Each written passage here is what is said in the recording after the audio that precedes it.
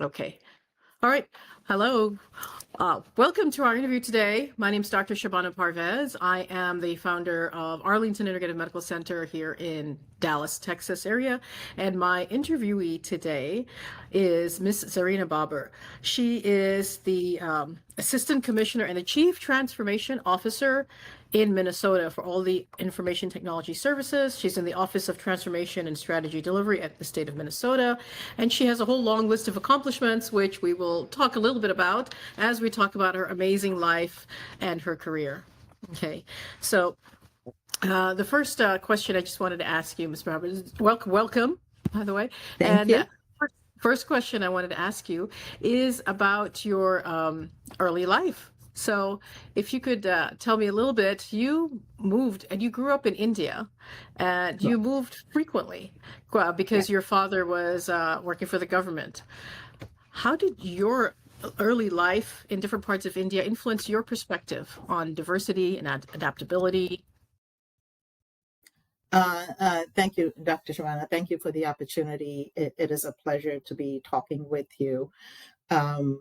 Yes, earlier in my childhood, I was born in Rajahmundry, Andhra Pradesh, and part of my childhood was spent within Andhra Pradesh when my father moved a lot because of his work. And we moved, we lived in the smallest of the smallest villages to the largest city.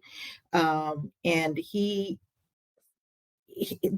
opportunity to move really provided me with the experience that I probably wouldn't have gotten if I had lived in a single city all my life and had gone to a single school. We had to pivot between cultures. As we know, India is culturally extremely diverse. Every state feels like a different country with its own cuisine and culture and language. And schooling systems each was quite diverse as well. So moving around, hopping around from one school to another, looking back, was a very rich experience. It allowed me to have the build skills to be adaptable, to make friends easily, and to also understand the nuances of the society and the individual experiences that each individual brings to the table, whether in school, in class, in athletics. My father was a physician in World War II. So he went there on his own. He signed up on his own. He brought a lot of that compassion that he had back to his civil service work. And that reflected a lot in the way he acted. So it wasn't something that we learned on our own. We had good role models in our parents who were equally adapting to different cultures and as we move from one state to another. So diversity became important, individual became important, community became extremely important as we adapted, and building relationship was the most important thing for us. Yeah, adaptability. And then you mentioned also, like, I mean, how you're in terms of language, how quickly you picked up, say you had to go to another city where you learned different language, and then the next year you had to, like, that was your primary language for all of your learning and reading. When we were in Andhra Pradesh, our second language was Telugu. A medium of instruction was English. When we moved to Delhi, we had to quickly learn Hindi because that was the second language there. So in sixth grade, I had to learn the alphabet. The following year, we moved to Hisar, Haryana, where the medium of instruction was not English. And everything was being taught in Hindi. So all the exams my brother and I had to take was in Hindi. So the year before we learned the alphabet, the next year we had to write long essays and learn all the terminology for math, science, history, geography, everything in Hindi. So that was into the deep end of the pool. Yeah, but we didn't question it. It just, we had, I guess, had no choice but to adapt. Right. To it, and yeah, at that age, we're more adaptable anyway. And just building that resilience at a young age really seems to obviously have helped you with all the adaptability and the resilience that you've had throughout your career.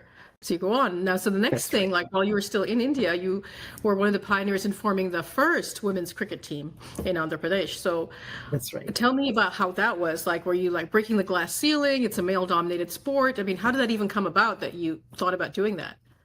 Yeah, it's so I grew up with two brothers, two elder brothers, and they were constantly in sport. My father was a extremely good athlete. Um, and so sports was part of our day-to-day conversations. And I couldn't figure out why they were able to play cricket or get involved in sports and why I didn't have Mhm. access to a similar sport because there were no women's sports like cricket that I was really interested in. And I had heard stories about my grandmother. My grandmother was a tennis player. Mm. And to me, that was extremely fascinating. Mhm. And why I couldn't have a similar access to the sport I loved, which was Mhm. cricket. And so when we moved to Hyderabad, when the interest of cricket was being talked about in other states, and it had already started to take root in Karnataka and Chennai, and I couldn't fathom why Hyderabad shouldn't have a cricket team.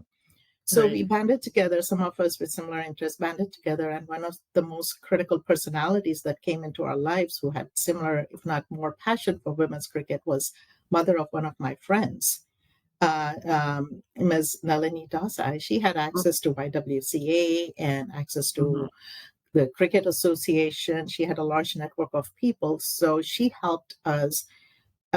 She socialized this concept, worked with different individuals, and helped us get one of the best coaches we could have ever had access to, and that's Mr. Rahmatullah Beg, who is also one of the top Indian coaches. He coached the likes like Kapil Dev and Muhammad Azharuddin and VVS Lakshman, and we didn't realize it at that time that we had access to such great personality.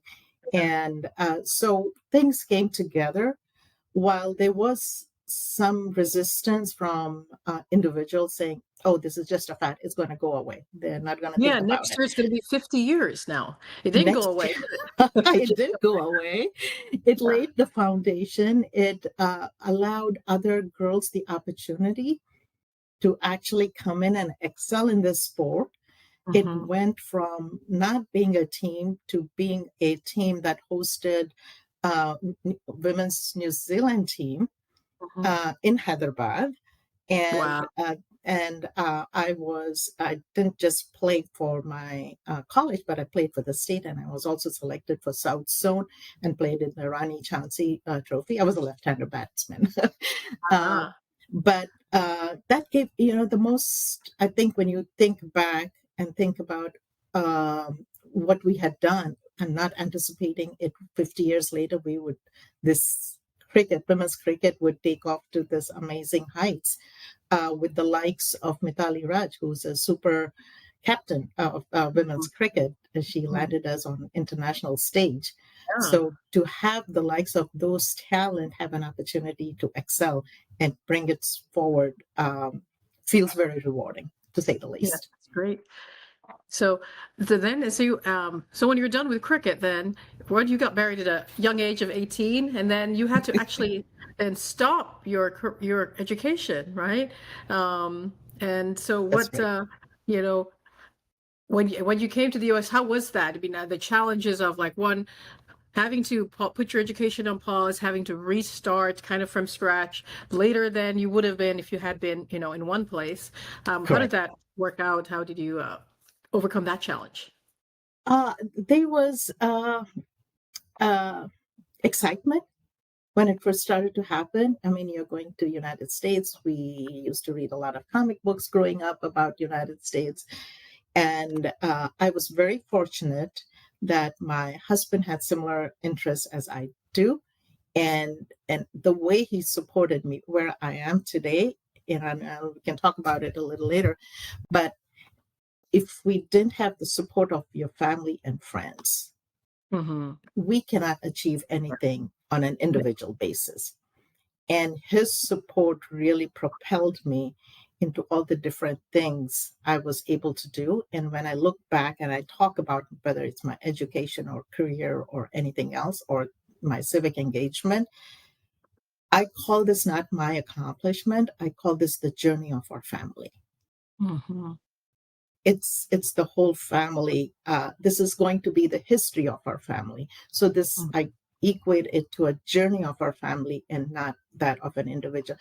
Yes, we have the fire in the belly. You want to Mm-hmm. do things, and there's a lot of people who work really hard, who are extremely Yeah. talented, but are not given the opportunities because for one reason or the other, they're not in the right place at the right time. Mm-hmm. So the adjustment was good. The only thing that I would constantly think about is my education. So after my kids were born, I think it was 6, 7, 8 years, no, actually 9 years after I moved to US, that I had the opportunity to go to school and start my undergrad and then doing my Yeah, master's so and that's other right, a young things. family and trying to do that. And now what in doing that, you had some hurdles as well. Now, currently still many immigrants face, hurdles in getting their qualifications recognized. So, again, what was that process for you? And do you have what advice do you have for South Asian immigrants in the US trying to navigate and understand the education system? Yeah, the education system, when I first came here, I didn't have a whole lot of mentors or individuals who were Mhm. who had gone through the process that I had gone through.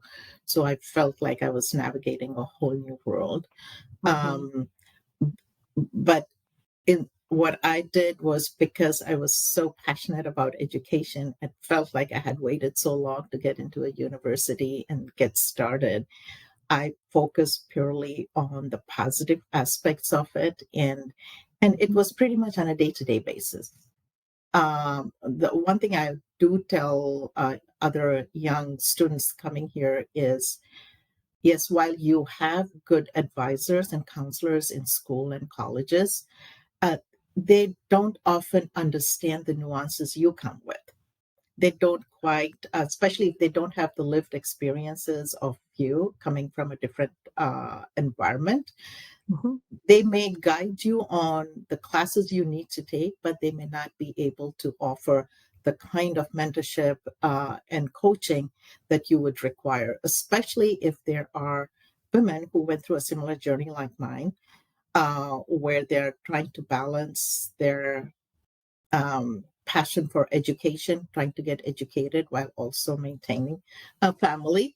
It's always Mhm. good to get hold of individuals who've had similar lived experiences who can mentor you, coach you, and guide you. So that becomes extremely critical. I've always emphasized this, you need to have the right support, otherwise you will burn out very quickly Mhm. trying to figure things out. So Right. there now at this time and this day and age, there are a lot of women like me who have gone through, who've got similar experiences. So Mhm. seek them out. Seek You'll out find them in mentors. communities all over, Yeah. and they can I've help. heard someone say mentorship is kind of like a time machine in a way. So you save a lot of time by going to at least going to get help from somebody who's been through it before. This was trying to figure it out by yourself. So it does compress time in some ways. Yeah. And so That's right. get so just to recap then the degrees that you have done um Mhm. are uh could you tell us which your educational degrees are that you finished? Sure, sure. After I had to take my GED, like I mentioned before. After my GED, I went to 2 years at Iowa State University. There was your basic couple of 2 years, and then I needed to figure out which way I needed to pivot. And at the same time, we moved to Minnesota. So I Mhm. applied at the University of Minnesota. What they told me was, fortunately, I had good GPA. I made the dean's list at Iowa State. All right. Um, so that helped me. But they also told me you better have a backup plan because you're applying for Carson School of Management. It's a very tough area to get into. Thankfully, I was able to get into it, Right. and I have my undergrad degree. It's in business with the emphasis in management information systems.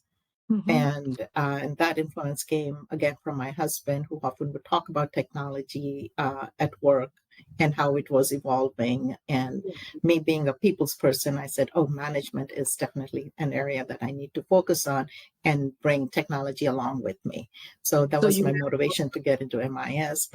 And then I started work, and I worked at a hospital for 12 years, Hennepin County Medical Center. I was extremely passionate about it because I loved healthcare, and I loved the way technology was enabling physicians to take better care of their patients and to track their outcomes. So Right. to me, it was really very important that we did our job well. So the physicians and the caretakers and the therapists and everybody were able to ultimately provide the level of care that the patient needed. And and after that, I continued to have passion for education. I went into my master's. I did my master's from University of St. Thomas here in Minnesota. Again, master's in technology management. It was a different level. It taught me how to be much more strategic, how to look around the corner for the next disrupting technology that would come your way, and how to plan for it and how to deliver on it. So this journey took me across both private and public sectors. I see. Yeah, the Hennepin County Medical Center, I think you were also awarded, you had received an award there for your work, Yes. isn't it? And so that's how you were in the healthcare in that way, as well as that you married then your information and management, in IT and management skills, and went into leadership in public service. So like this, after this remarkable career in information technology, like you said, how did it help you transform into public service, and kind of what triggered that going into public service, and how did you There was a major disruption in my life. Parallelly to doing this, I was also involved politically. Mhm. And I was doing a lot of volunteer work in the political capacity, and there was a motivation for why I did that also. But that was running a parallel path for me, getting involved with human rights and taking care of the underserved communities, creating the clinic that would serve culturally sensitive Mhm. clinic that would serve the underserved, especially for immigrants and new arrivals in the United States. So what happened during this whole time was I was building, unknowingly to me, I was building a reputation in our political network. Uh-huh. Okay. Um, and there was an opportunity when I was asked to run for lieutenant governor Hmm. Yes. by a woman who was running for governor, and we were running against our current governor, who's now Who a you are vice you president for? candidate. Right. So yeah, so when they asked me, I dropped my job, my private sector job, and pivoted directly Hmm. into the political arena. Hmm. And we did not win, of course, but I guess I must have caught the attention of our current governor. And a year later, I was appointed as the assistant commissioner. So that's how my shift to public Okay. sector happened. Okay. So you were having like a whole parallel life with public service and helping refugees and immigrants and underserved. And Minnesota actually has taken on a lot of refugees, especially from Somali That's communities, and right. also a lot of South Asians. Yeah, Um, and before Bosnians and Somalis, it was the Hmong community mhm. that came to Minnesota as well. Hmm. That's great. Minnesota's got a big heart. Um, yes, and that's you mentioned the clinic. I wanted to mention your so it was after working at Hennepin County Medical Center that you decided that you saw the need for the underserved and started It the was while I was working there. Mhm. Um, we saw a need, with the incoming immigrant population, and also understanding that many parents who come here don't have the appropriate access to quality care because of language and cultural and religious Mhm. barriers. So Mhm. we needed to create a safe environment for these individuals. Right. And I'm proud to say, while I get credited for creating this clinic. But I really have to give credit to our medical providers who give so much of their time. They volunteer their time. It's purely on volunteer basis. It provides free service, and we were able to establish networks with multiple healthcare organizations. So we could do their lab work. We could refer them to specialists because this was providing basic healthcare needs. It was on walk-in basis, and Your dad was, fortunately for us, oh, sorry, go ahead. pardon me. Yeah. You're also influenced by your dad in terms of inspired by your dad's work. Oh, absolutely. Yeah. Yeah, And yeah. you said, yeah. So, Yeah, I I mean, was creating this inspired by my network, dad because he did so much for the needy. He would uh, often give out of his own he pocket. was your motivation in one of the ways, as he's mentioned. Yes, he was my motivation. And fortunately, after we launched that clinic, we were one of the first to have launched that kind of a model nationwide. There were other clinics being talked about at the Yes, same I time. believe you're also in the DFW, in several other metroplexes, several large cities have clinics very similar now, Right, but yours probably was the first that kind of inspired others to do this. right. In And we have areas two that other became free a clinics lot of- in Minnesota. Yeah, Yeah. based on a So, similar. So we collaborate a lot with yeah. them too. How you've really been involved in a lot of human rights advocacy. How have your efforts in supporting Bosnian and Somalian refugees, how has that shaped your understanding of the global issues and say particularly the South Asian diaspora and then in the whole role in international humanitarian efforts? Yeah, when I look back and think about all the work we have done here in Minnesota, I'm so glad it's a very progressive state. And our community is extremely progressive. It's very empathetic and compassionate community. So when it was the first experience for me, having seen personally seeing the effects of war on Hmm. families, Yeah. and And seeing it up close and personal. Yeah. see it up close and personal. I mean, even before they became refugees, we were involved in really strong advocacy in support of the Bosnians family, and we work with politicians trying to influence them to say, we got to stop this. This is genocide. And there was a lot of political movement and conversations that were happening. But when they started to come in, actually, we experienced what it is like to be a refugee, to be uprooted from your culture, not of your own doing. And the most heartbreaking was families were split. They were Right. split. I mean, the same family, you would have one person going off to one state, another one going off to another country. The families were split. We witnessed their broken lives. And, and that's when I came to understand the interconnectedness of this world as one unit, where sometimes the advocacy falls short of an outcome because there either isn't a will, or there's political nuances, or there's heavy duty bureaucracy that is unable to prevent the genocide or the war from happening. So that interconnectedness was like a light bulb for us. But fortunately, as I mentioned, our community is very compassionate. They came together. They wanted to make sure that the transition of these refugees was as smooth as possible. We shed many tears along with them. Many of our friends hosted families within their own homes until better housing was made available to them. A lot of them volunteered to teach them English. It's mind-boggling. It was the most difficult work when I look back at all the work we have done, that supporting the refugees was very difficult. And you said Not like so because of the diaspora physical burden, but themselves it are was actually helping, right? Bridge the gap, or like the South Asian or the Somali, these other diasporas here, or taking in these families as well and helping them adjust or assimilate a little bit more. exactly exactly the first round of refugees that came from Bosnia and Somalia. Our community really stood up and helped them. But once they were independent, then they were able to take care of the next round of refugees.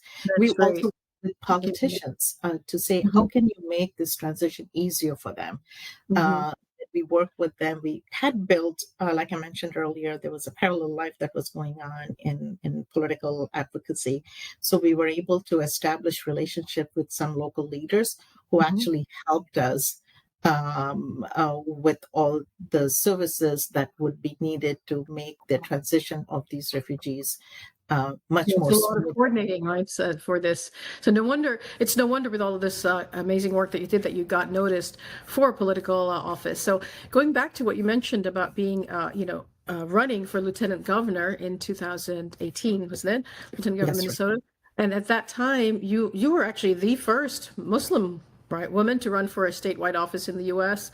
And you were Correct. also the first South Asian woman in Minnesota, I guess, to do this. So That's right. I mean, giving those like pioneering first and going through that whole experience, what did you learn about representation in American politics, and what were your reflections on that Yeah. time My frame? motivation for getting involved in politics kind of goes back to 1995 when we experienced Oklahoma City bombing.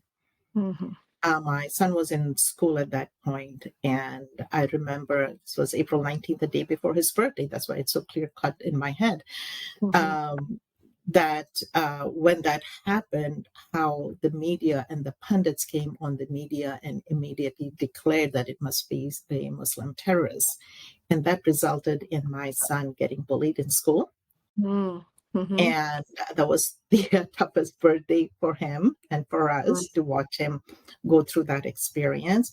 And that's Hmm. when I decided we can't be on the sidelines and just watch other people create our identity for us or write our narrative for us, that we have to be part of the solution. We have Right. to be engaged, civically engaged. So that was my motivation for getting involved and engaged civically at the local level. My motivation was on two fronts. One, I wanted to make sure that my community understood the importance of being civically engaged and Hmm. taking our control of our own narrative, right? We don't want other people to define who we are, because we know who we are and we know what we bring to the table. And the other piece was teaching the politicians who we are as a community, as a South Asian community or the Muslim community, what our challenges are. So I was trying to bridge the gap and bringing the the two sides of the equation together, Hmm. and that was my primary motivation for getting involved um, uh, in this You didn't have a lot of political area. expectations on your shoulders at that time, being representing Well, it all was those. self-imposed. Exactly. Yeah, Yeah. it was self-imposed. It was an amazing experience to run. You know, we could be on the sidelines watching campaigns happen, but when you're right in the middle of it, it's a totally different feeling. It's a totally different energy. My hope, my excitement was more around all the stuff we were advocating for. I might have an opportunity to be the primary influencer in Hmm. advocating on those issues that I've been advocating from behind the scenes. That Hmm. was my primary motivation for saying yes when I was asked to run for a lieutenant governor. Did you Um, encounter what difficulties did you have during that time? Was it from within your own community? Did you have support or skepticism? Did you have support from outside? Where were the support? Were you yeah, surprised at how that happened? What happened? there were a few surprises. That's a very good question, Shabana, because I felt I had unexpected allies coming from outside of our community. There were Mm-hmm. other minority communities that were excited about me running. They were excited about a brown person running in this position. Hmm. They looked at it as opportunities for others, Right. and maybe even access to the right person to who would even more broadly advocate on their behalf. So there were a lot of unexpected connections that came up, and support, but there were some surprises too. Um, Hmm. Hostility, I personally didn't experience anything, but I'm sure there were some rumblings from the other party saying that, oh, Well, this yeah. must be a DEI candidate or something like that. Um, but unfortunately, I also did experience. It's tough to say this, but the reality is there was hostility from within my own community as well, Hmm. Yeah. which So that. really shook me to the core, because having contributed so much for the last 30 years. I wouldn't have expected it, but that's politics, right? People have That's different opinions politics. and Yeah. on different issues. So it's now I take it for granted that we are all as diverse as we come, and we all emphasize on different issues differently. Our approaches are different. But Mhm. at that point, that was a tough lesson to learn. Yeah, but I mean, even through that, even though you did not win the election, there was a win for you in terms of going through the process, learning about it, and actually being, I mean, your inspiration to other South Asians, to other Muslim women, to other. Now we have, the most recent elections Mhm. have had so many more diverse groups. Running for positions at every level of government. So you obviously Right. were inspiration anyway. So that's amazing. Now, how And, did this we have a couple of other firsts too from Minnesota. We have yeah. Congresswoman Ilhan Omar, who was a Yes. refugee, a Somali refugee, That's who's a congresswoman now. And then we had Keith Ellison, who was the first Muslim to be in Congress, and now mhm, he's our Attorney General, the first Attorney General who's won, I guess, a Muslim who's yeah. won a statewide office. So Minnesota is proud Something of about the many water of or its something. firsts. Pardon me? Yeah. I said maybe there's something in the water up there, but no, it I is a pretty. always say that. Yeah, but that's great. So It's a how did this culture. transition now to Yeah. the being your involvement in the Muslim Caucus of America and DNC, as you're in that position, what do you think the role is for South Asians and Muslims in the future of American politics today? Yeah, when I look back on my political volunteer work, the one thing that always stands out in my mind is we're still a relatively new immigrant community. We're still learning the civic Mhm, engagement path. I feel mhm, like while different states may be slightly more mature in their engagement, Minnesota feels like the engagement is pretty sporadic. mhm. And but with recent events, can I talk politics here? Mhm. with with the coming of Donald Trump in 2016, and what we foresaw would be challenges for not just for the Muslim community but minorities in general, what the environment would be like. And that's when we formed, I was the founding member of the National Muslim Caucus of America. We Mhm. actually launched the very first presidential forum in the Muslim community at a national level in DC, where we had several presidential candidates who participated in it. Some of them came in personally, some of them participated, like Elizabeth Warren Mhm. participated online, Bernie Sanders participated online. So that was the very first time we had direct conversations with presidential candidates.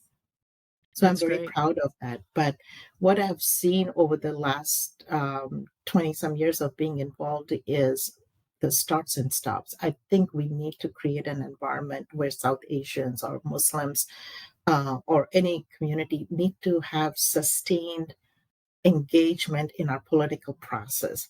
We Yeah, need to it's be thinking about it much more strategically. We need to make sure that the right individual with the right values and the right skill set gets into key strategic positions. We need to be thinking 50 years out.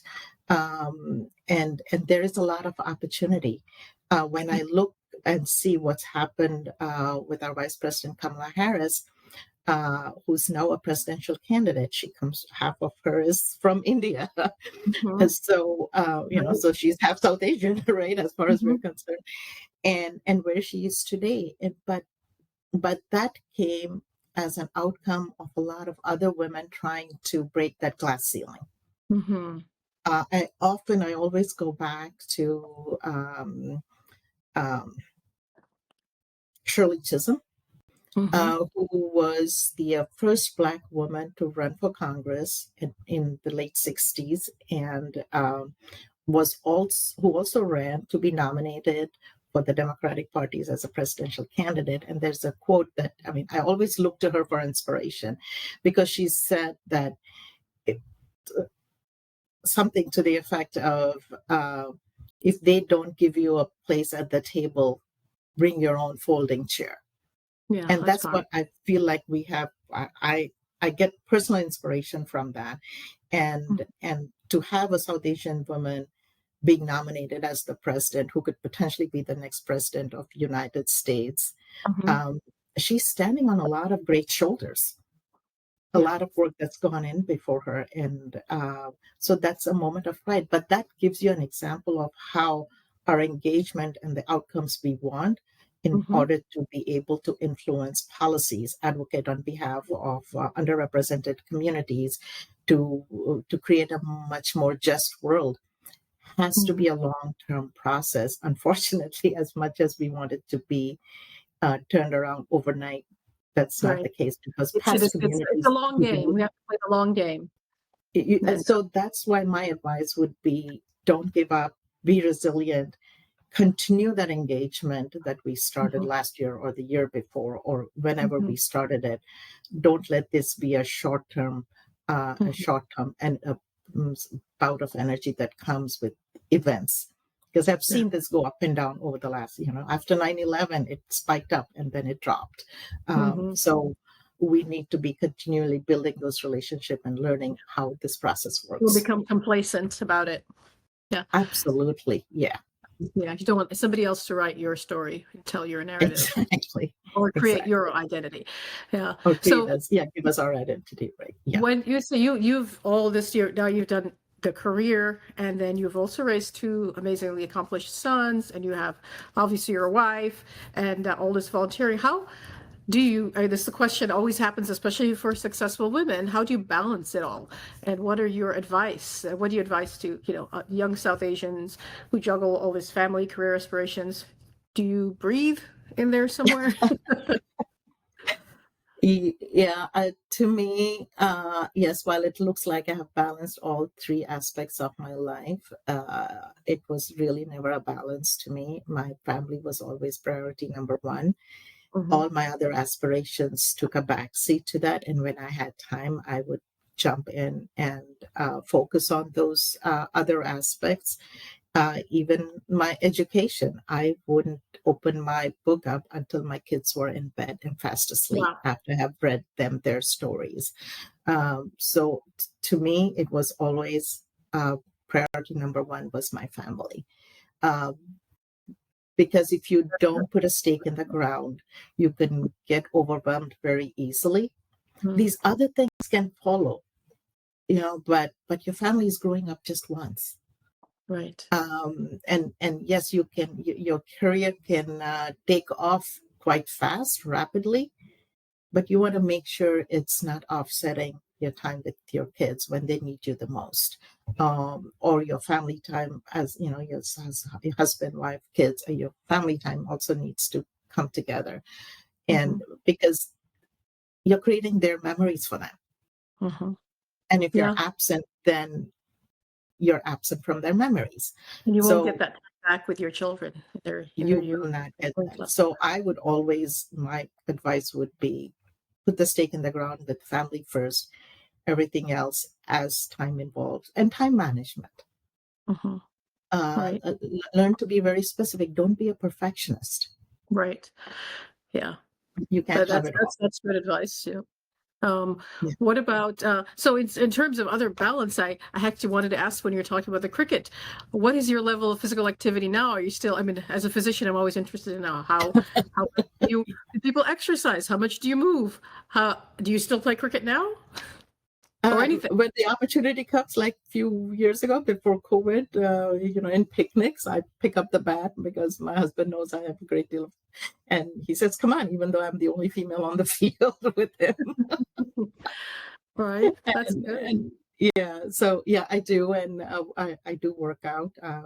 We're very particular about health. We love to travel. Now that the kids are all grown up, we travel a lot. Hmm. But also balancing that with my work because I'm totally enjoying my work. I'm not sure if I mentioned this, but I do wear two hats. I know you mentioned I'm the Chief Transformation Officer and the Assistant Commissioner. That's one hat. But I also serve as the Chief Information Officer for the Governor's Office. Oh, yes. Okay. So for Governor Walz right now, you are the chief For Governor information officer. I Walz. thought, yes, I did say that. Well, Yeah. so then thinking about, do you have any future goals for, I mean, do you think if there is a Harris-Walz administration coming up after the election. Are you thinking about any kind of cabinet positions or anything like that, or any goals of that? Hopes, goals, or I I I don't plan too much ahead because uh, it might result in disappointment, or right? um, So better to but be my pleasantly pat surprised than disappointed, and it's always nice to be yes, that's right. right, right. um, for me, no matter what position I hold, like even now with the government services and the work we do, it's constantly uplifting the underserved communities. The technologies we put, it's always about what pain points are they experiencing, how can technology help reduce their pain points so they can have better access to government services, whether it's Mhm. education or any kinds of benefits. um, to me, my focus and goal will always be trying to bring social justice, whether I have a position or not. Mhm. I always strive to make sure that we are striving for that. I may or Mhm. may not see the outcome of our efforts, of my efforts, but the goal is always to try hard to bring social justice. And when we talk about human rights, I want to make sure that human rights are not selective. When we Right, talk right. about human dignity, I want to make sure human dignity is not limited to one group of people, and that no Yes. matter where you come from, what city you're from, what you look like, what religion you follow, what country you come from, what race you belong to, that should human dignity should be normalized for all. Mhm. It is not, and that is my immediate passion right now, is to make sure. Now I have grandkids. I want to make Right. sure we leave a better world for them. Yeah. uh, and it's just not about my grandkids, it's all the other kids around the globe who don't have access to education or fresh water, or get hurt going to school, that we constantly keep their dignity in mind when we are advocating for policies, where we are influencing for policies, and it should not Mhm. be self-indulging. Right. So to me, the most important is human rights and human dignity cannot be selective. So It is doesn't there? matter who they are. And that's Yeah. my passion. That's evident in everything you've done, and even like now you have been recognized by AARP Minnesota as a disruptor, um, Yes. and I like, and as I said, many awards along the way, being many of the firsts. So what kind of legacy? I guess you've kind of mentioned a little bit. Do you hope to leave behind for the South Asian diaspora? And also, like, kind of continuing on that question, what advice would you give to young South Asians today? Right. What kind of legacy? I just hope when I look back, when the work we have done, that hard work, education, resiliency, and taking a risk.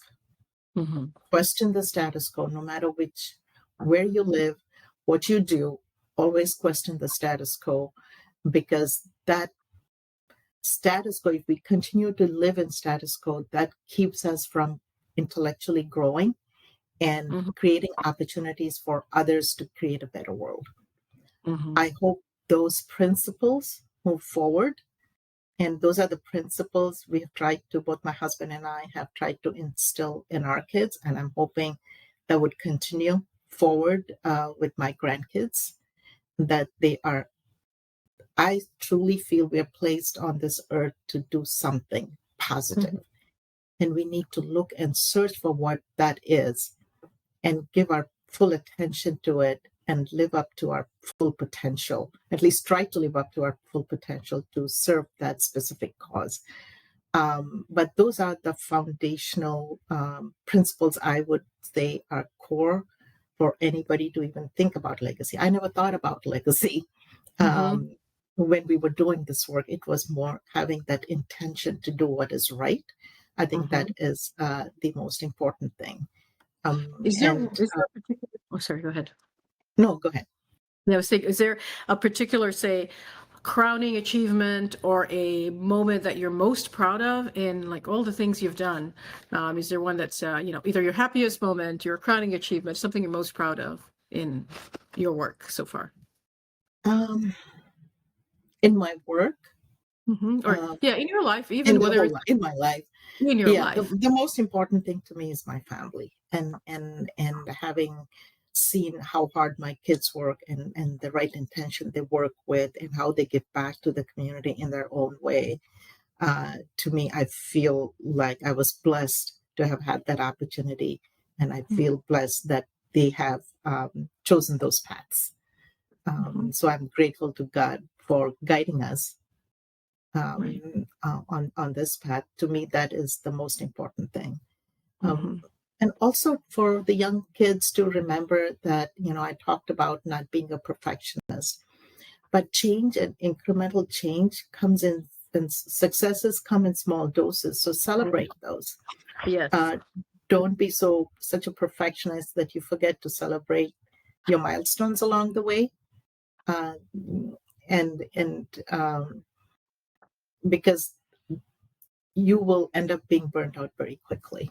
Yes. And Celebrate the to small me, victories. They will all add up. celebrate the small things because you worked hard to get there. And there are Mhm, other people who are there to celebrate with you. So don't forget them along the way. mhm. It's important. And as one thing I wanted to ask you earlier, even as a physician and Mhm. you as your did the medical and the technology piece, because AI is becoming so pervasive now. What do you Correct. think in terms of if you have any comments or thoughts about the use of AI in healthcare, improving healthcare? Was it going to improve, make it easier, virtual healthcare? Is it where do you think we're going in terms of technology and healthcare, and is that going to improve our healthcare system? Because there are definitely some areas where we are stretched and, like Great. overburdened. Yeah, I think AI gives us a lot of great opportunities. It's extremely positive, but we're just starting to understand what it is and what it can do. Hmm. Um, I think the biggest advice I would give related to AI and technology, especially specifically in healthcare, is we have to do our due diligence. And the due diligence really basically revolves around how do we intentionally know, how do we know that the software or the technology we're implementing doesn't come with built-in biases? To me, Right. that is the most scary part. And as you're thinking about built-in biases, as we're looking at uplifting underserved communities, and with hatred so much on the rampant, it could be a very destructive force. And how do we ensure Yeah. that those elements are thoroughly tested in with every scenario you can think of, and be sure that there are no built-in biases? And that really is the most safest way to incorporate AI into healthcare, because it does provide a lot of great opportunity for us, and Hmm. to be much more due diligent, and also ensuring, we keep hearing about all these cybersecurity hacks happening in all the Hmm. different hospitals. Now, Yeah. that is scary. So So how do you ensure that there's privacy and data protection is really important. data protection, privacy, and ensuring how do you protect the patient's data, children's data, and that those AI generated software really has to take into account prevention as well. Hmm. That we are able to be much more safer as a result of AI, but not uh, keep it from getting into a destructive mode. Right. It's a lot of work. It's a lot of It's hard work, a lot of work. Yep. Yep. and a lot of policies are yet to be written around these. Hmm. Government has to take this very Yep. seriously. Yep. Well, and yeah, I actually have created an AI of myself. It may help a little bit. I don't know. I had to feed it all this information about how I Mhm. answer questions and all my books and everything, and to allow maybe patients to ask questions and get some Mhm. answers from my clone. But it's still a work in progress. It's interesting. Like, it's not a doctor-patient relationship. It's just kind of an informational kind of thing. Anyway, Right, right. thank you so much, Zarina. This has been an absolute pleasure. I I pray and hope that you will continue to do the work that you're doing. May you continue to inspire others, and just you're just an amazing inspiration. May your impact continue. And I know you have had a lot of impact already in many people, but may your impact and your legacy continue. I hope many more people are inspired, especially young women, especially South Asians, just anybody. They don't have to be South Asian or women or Muslim. I mean, you could impact so many people just from all the things you've done in every realm of your life. You really are a change maker in many ways. So I wish you all the best and success. And any final thoughts that you have before you end our... No, just I wanted to say thank you. Thank you for the opportunity to talk about it. The final thoughts are, again, it's all about relationships. Mm-hmm. And it's all about intent. Having the right intent to do the right work for the right reason. And as you said many times over and over, it's very evident you do put family first. You have your grounding, that stake in the ground, your family first, and build around it. And you can still do so much more with that support, with them behind you. And that's really, I think, going to be really good advice for a lot of women today who feel that they may have to, choose one or the other. And it's not that. No, yes, absolutely. That's so well. Yeah. Thank you so much. And the faith and the values that come from your faith. Yes, exactly. That provides the grounding for a lot more things. Because, like I said, don't forget to breathe. Yeah. Okay. Thank you very much. And we hope to. Just can't wait. Excited to see what you're going to do next and what the future will bring. It's exciting and interesting.